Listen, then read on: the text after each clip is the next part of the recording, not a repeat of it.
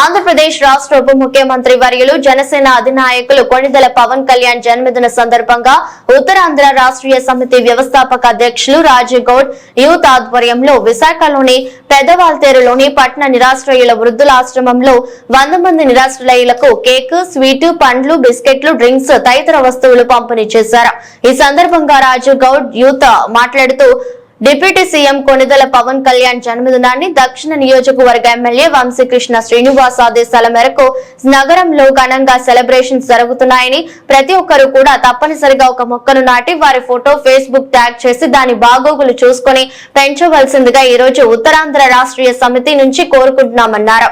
రానున్న రోజుల్లో ఆంధ్రప్రదేశ్ రాష్ట్రం హరితాంధ్రప్రదేశ్ గా మారాలని, పవన్ కళ్యాణ్ ఆశయాల మేరకు వృద్ధులకు, అనాథులకు చేదోడు వాదోడుగా ఉంటూ రక్త నిలువలను పెంచుతూ రక్తదానం చేస్తూ మొక్కలు పెంచుతూ అన్ని సేవా కార్యక్రమాల్లో కూడా దక్షిణ నియోజకవర్గం ఎమ్మెల్యే వంశీకృష్ణ శ్రీనివాస్ ఆధ్వర్యంలో ముందు ఉంటామని రాజీవ్ గౌడ్ తెలిపారు.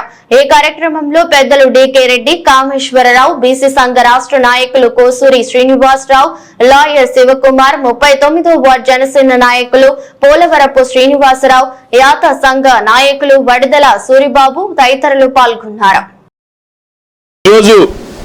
ఆంధ్రప్రదేశ్ రాష్ట్ర డిప్యూటీ సీఎం కొణిదెల పవన్ కళ్యాణ్ గారి జన్మదినాన్ని పురస్కరించుకొని వంశీకృష్ణ శ్రీనివాస్ మా ఎమ్మెల్యే గారి ఆదేశాల మేరకు ఈరోజు రెడ్ క్రాస్ జీవీఎంసీ హోమ్ షెల్టర్లో వృద్ధులకు, పేదలకు పండ్లు, స్వీట్స్, కేక్స్ మొత్తం అన్నీ కూడా పంచడం జరుగుతుంది.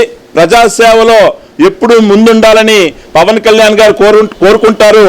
అదేవిధంగా మా ఎమ్మెల్యే వంశీకృష్ణ శ్రీనివాస్ గారు కూడా నిరంతరం ప్రజల మధ్య ఉండే వ్యక్తి.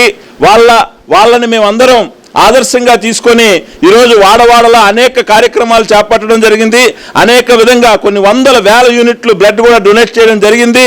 ఈరోజు జన సైనికులందరూ కూడా అదేవిధంగా ఈ వృద్ధులకు కూడా ఈరోజు ఈ కార్యక్రమం చేపడుతున్నాం.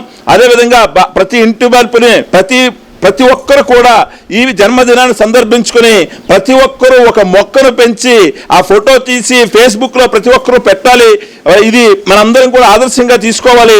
హరితాంధ్రప్రదేశ్గా తయారు చేయాలనే ఉద్దేశంతో మేమందరం ముందుకెళ్తున్నాం. రానున్న కాలంలో కూడా అనేక సేవా కార్యక్రమాలు చేపడతాం.